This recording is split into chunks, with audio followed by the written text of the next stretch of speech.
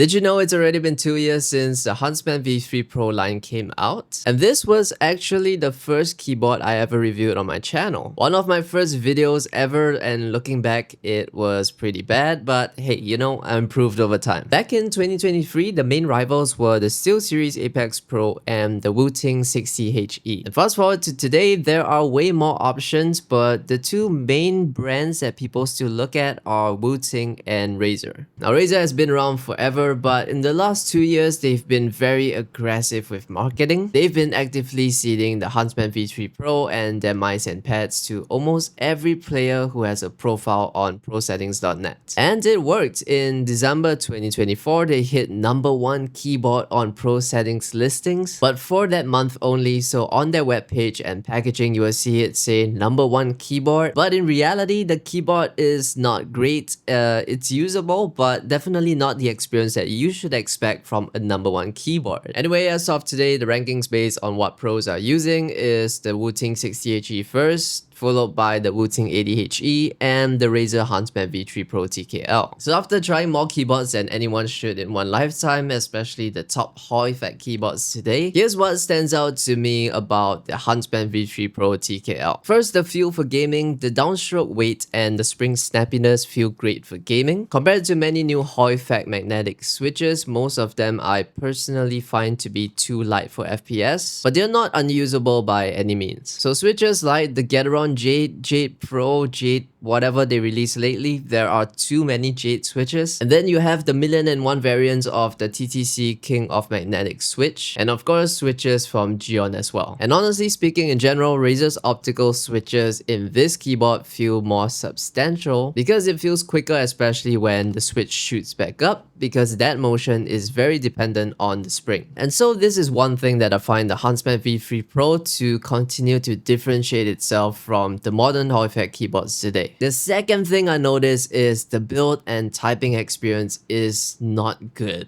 And as more Hall effect keyboards are coming out, this one feels worse over time. It honestly feels like a cheap toy compared to modern HE keyboards. Key wobble is bad and you can't swap out the switches, and typing is rough. It sounds like hollow plastic slapping on hollow plastic. And when I type fast on this keyboard, it sounds like a mashed potato of nonsense. That is the nicest way I can put it. So its value in 2025, 2026, is it worth paying the full MSRP of $219? I'd say no way. At 110 maybe, but 95 sounds about right after experiencing this keyboard and other keyboards that you can buy today. If you are a big Razer fan and you really want to get a keyboard from Razer with rapid trigger and adjustable actuation, what I suggest is to wait. And that's because they usually refresh their product line every 2 to 3 years, so the next one could be around the corner. Now, final thoughts, the Huntsman V3 Pro is Razer's best, which actually sounds very sad. It's a great style with a high price, mix of premium looks and cheap filling materials. It's bad for typing, but not bad for gaming. So is it worth the full price today? Absolutely not. If you want something new and exciting to look forward to that doesn't hurt your soul when you're typing, for this year, keep your eyes on the Wooting 60HE V2. I tried it at Computex Taipei and it's excellent for both typing and gaming with full 4mm travel magnetic switches that feel snappy, and I would say they sound very close to being thocky. So check that out if you want. And by the way, this video is not a jab at Razer or a promo for Wooting. The Huntsman V3 Pro TKL is still a capable gaming keyboard, and I used it as my main before I started my channel. So if you own this keyboard, just try to enjoy it, and when you're ready to upgrade, there's a whole lot of keyboards to try. And you know there's always going to be a new one, so take it easy and enjoy. Now here's a quick sound test to wrap this video up, and I guess I'll see you in the next one.